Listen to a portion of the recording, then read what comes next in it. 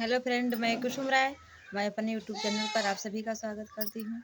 दोस्तों, मैं एक होली गीत सुनाने जा रही हूँ। अगर आप लोग को अच्छा लगे तो लाइक सब्सक्राइब करना।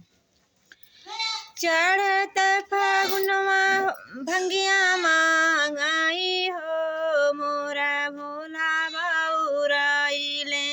चढ़त फागुनवा भंगिया मांगाई हो, मोरा भोला बाउराइले।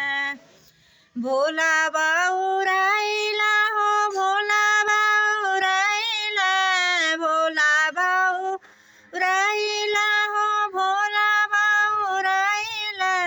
चढ़ता फागुनवा भंगिया मांगाई हो, मोरा भोला बाउराइला।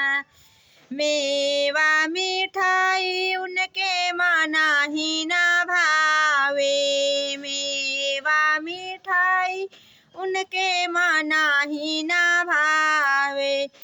भांगिया धतूरा पिछावारा माँ हो, मोरा भोला बाउराइला। भांगिया धतुरवा पिछावारा माँ हो, मोरा भोला बाउराइला। चढ़ता फागुनवा भंगिया मांगाई हो, मोरा भोला बाउराइला। फूलवा का माला उनके माना ही ना भावे, माना ही ना भावे हो, माना ही ना भावे।